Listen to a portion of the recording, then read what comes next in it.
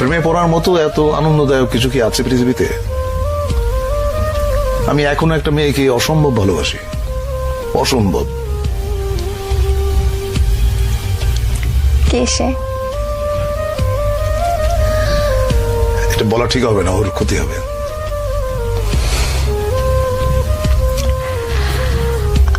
আমরা কি চিনি? চেনো হয়তো।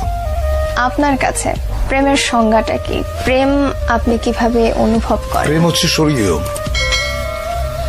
এইটা মানুষের ভেতরে প্রেমের যে অনুভূতি, এটা পবিত্র এবং স্বর্গীয়।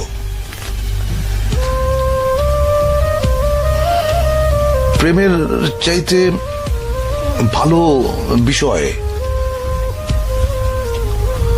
মানব ইতিহাসে নাই। আমি শুধু মানুষের প্রেমের কথা বলছি না। একটা মানুষ একটা বৃক্ষের সঙ্গে প্রেম করতে পারে, একটা মানুষ তার বাসার জানালার পাশে যে গাছটি আছে সেখানে যেটা দোয়েল পাখি বসে, সে তারও প্রেমে পড়তে পারে, তাই না? সাধারণত আমরা প্রেম বলতে বুঝি খুব ছোট্ট কথা, সেটা হচ্ছে যে একটা ছেলে একটা মেয়ে। ব্যাপারটা কিন্তু সেরকম না, তাই না? ধরো যেমন আমাদের প্রফেট, তার সঙ্গে আল্লাহর যে প্রেম, এটাকে তুমি কিভাবে ডিফাইন করবে? এটা ডিফাইন করা সম্ভব না। You have to feel it in your heart. প্রেম হচ্ছে এরকম। আমি একটু মানব প্রেমের মধ্যেই থাকছি। অনেকে বলেন যে প্রেমে পড়লে হৃদয়ে হার্টে ব্যথা করে, অনেকের পেটে ব্যথা করে, অনেকের মাথায়ও ব্যথা করে। তো আপনার ক্ষেত্রে প্রেমে পড়লে সেই ব্যথাটা কেমন? সেটা তোমার মনে হয় যে পেটের উপর একটা প্রজাপতি নাচতেছে,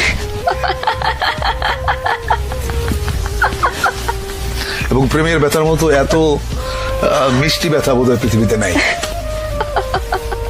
তো প্রজাপতি নাচলে কেমন লাগে সেটা একটু আপনার কাছ থেকে শুনি। এটা তোমার সুরসুরি জাতীয় একটা জিনিস, এটা আসলে বোঝানো সম্ভব না। তুমি হয়তো কাউকে ভালোবাসো বা কারো প্রেমে পড়েছো, তুমি তোমারটা তোমার মতো করে বুঝবে, আমি আমারটা আমার মতো করে বুঝবো। আচ্ছা, আপনার ওই যে ক্যামেরাম্যান যে আছে এখানে, কি নাম তোমার? হ্যাঁ, ছোটন। ছোটন। ছোটন ওর প্রেমের অনুভূতি কি এটা ও বুঝবে, ওটা তো আমি বুঝবো না। আমি যখন বালক ছিলাম তখন প্রেম বলতে যেটা বুঝতাম, পরিণত বয়সে এসে আমি দেখলাম যে প্রেম আসলে অন্যরকম। পার্থক্যটা কি? পার্থক্যটা অনেক অনেক অনেক। আমাদের ধরো যেমন প্রথম প্রেমের যে অনুভূতি, সেটা হচ্ছে যে বই পড়ে, শরৎচন্দ্র বা বঙ্কিমচন্দ্র পড়ে প্রেম সম্পর্কে একটা ধারণা মাথায় ছিল। ওইটা আসলে প্রেমের অনুভূতি না। প্রেমের অনুভূতি একেবারেই অন্যরকম, একেবারেই। এটা এক একজনের কাছে এক এক রকম, এটা কেউ কাউকে বলে বোঝাতে পারবে না। প্রথম প্রেমের কথা বলছেন, সেটা বইয়ের কথা বললেন, কিন্তু প্রথম মানব প্রেম যদি বলি সেটা হচ্ছে আমি তখন অনেক ছোট। কত বয়স? বয়স কত হবে তখন? এই ধরো 14-15। তখন প্রেমে পড়লাম এক গার্লস স্কুলের ম্যাডামের, যার বয়স ধরো আমার চাইতে 20 বছর বেশি। ওইটা আমার প্রথম প্রেমে পড়া। প্রেমে বহুবার পড়েছি, বহুবার। প্রেমে পড়ার মতো আনন্দ বোধহয় আর কিছুতে নাই। কিন্তু একটা জিনিস মাথায় থাকতে হবে, সেটা হচ্ছে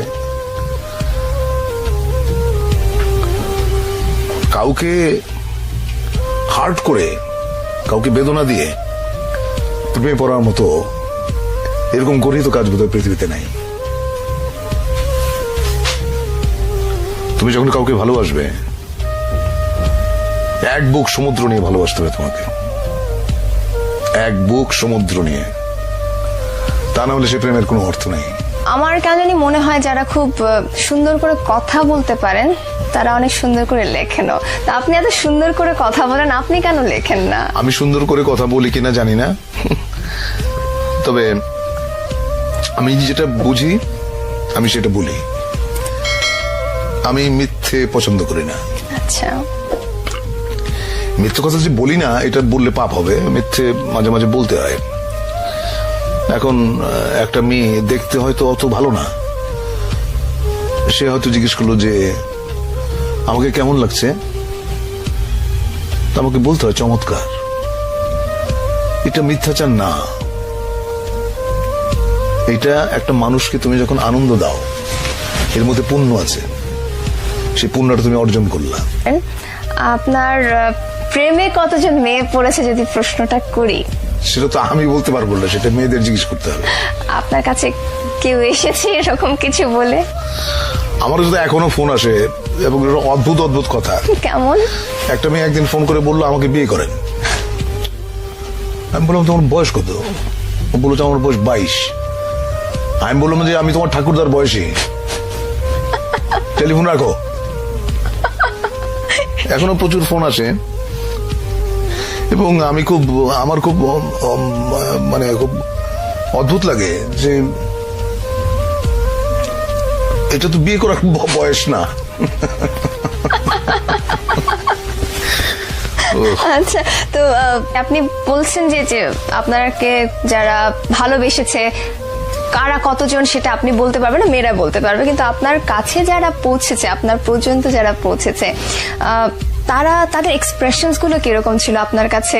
আমাদের ইয়ারমেট একটা মেয়ে ছিল, ওর সঙ্গে বহু বছর পরে, প্রায় 20-21 বছর পরে দেখা হলো। ওর হাজবেন্ডের সঙ্গে পরিচয় করা দিল। উনি আমার সঙ্গে হ্যান্ডশেক করে বললেন ও আপনি সেই। তো আমি তো বুঝি না আপনি সেই মানে। তো আমি বললাম আপনি সেই মানে? তখন মেয়েটা বলল, আমাদের ইয়ারমেট, সে বলল যে আমি বাসর রাতে আমার হাজবেন্ডকে বলেছি যে আমি হুমায়ুন ফরিদের প্রেমে পড়েছিলাম, কিন্তু 4 বছর একসঙ্গে কাটিয়েছি আমরা, ওকে বলতে পারি নাই। I was so amused. সে বললে কি হতো আমি জানি না। আচ্ছা, আপনি যাদেরকে ভালোবাসতেন তারা আপনাকে পছন্দ করেনি, এরকম কখনো ঘটেছে? না, আমি জানি না আসলে। কেউ কেউ হয়তো অপছন্দ করে, আবার কেউ কেউ হয়তো এড়িয়ে যায়, আমি বুঝি না। আচ্ছা, প্রেমের আরেকটা দিক হচ্ছে না বোঝা। আচ্ছা, মানে কেন প্রেমে পড়লাম, কেন ভালোবাসলাম, এর কারণ তুমি যদি খুঁজতে যাও দেখবে যে কিছু খুঁজে পাচ্ছ না। মানে একটা কালো বেড়াল অন্ধকার ঘরে তুমি খুঁজে বেড়াচ্ছ যেটা ওই ঘরে নাই। প্রেমটা এরকম। আপনি অভিনেতা হতে চেয়েছিলেন, অনেকেই অভিনেতা হতে চায়, কিন্তু সবার পক্ষে নিজেকে একজন সম্ভাব্য অভিনেতা হিসেবে প্রকাশ করা, প্রমাণ করার সুযোগ হয় না। আপনার পক্ষে সেটা সম্ভব হলো কিভাবে? যে কাজটা করি সেটা পছন্দ করি এবং যে কাজটা করি নিষ্ঠার সাথে করি, সততার সঙ্গে করি। সে কারণেই বোধহয় আমি মোটামুটি বলতে পারো যে অভিনেতা হিসেবে নিজেকে দাঁড় করাতে পেরেছি। ঢাকা থিয়েটারের সাথে, মঞ্চের সাথে আপনি যুক্ত হলেন কিভাবে? সেটা খুবই ইন্টারেস্টিং একটা ব্যাপার। সেটা হচ্ছে 1977 সালে জাহাঙ্গীরনগর বিশ্ববিদ্যালয়ে আমি তখন নাট্য সম্পাদক। তখন আন্তঃহল একটা নাট্য প্রতিযোগিতা অ্যারেঞ্জ করলাম।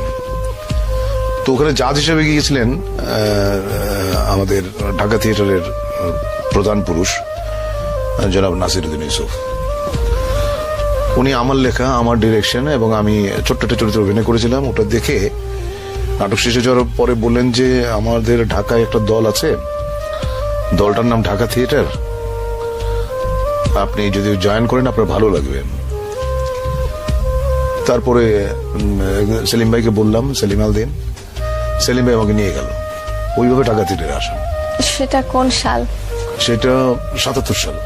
সেই সময় ঢাকা থিয়েটার, বর্তমানের ঢাকা থিয়েটার, দুটোর মধ্যে যদি একটু তুলনা করতে এখন বলি। আমরা যখন ছিলাম একসঙ্গে, এতগুলো একঝাক তরুণ মেধাবী অভিনেতা, তাদের সঙ্গে আমি কাজ করেছি, সেটা ছিল ঢাকা থিয়েটারের স্বর্ণযুগ। এখন আমি থিয়েটার ওইভাবে দেখি না, মাঝে মধ্যে যাই, ওই গেলে একটা সমস্যা হয় যে সবাই এসে মানে সবাই এসে এমন ভাবে বিরক্ত বলবো না, এমন ভাবে ধরে আমাকে যে আবার একটু অভিনয় করেন মঞ্চে, আমরা দেখতে চাই। অনেকেই বলে যে আমরা আপনার মঞ্চের অভিনয় দেখি নাই, দেখতে চাই। তখন খুব বিব্রত হই, কারণ আমি জানি আমি মঞ্চে আর কোনোদিন কাজ করব না। কারণ মঞ্চে কাজ করার জন্য যেই ধরনের প্রাণ শক্তি লাগে সেটা হয়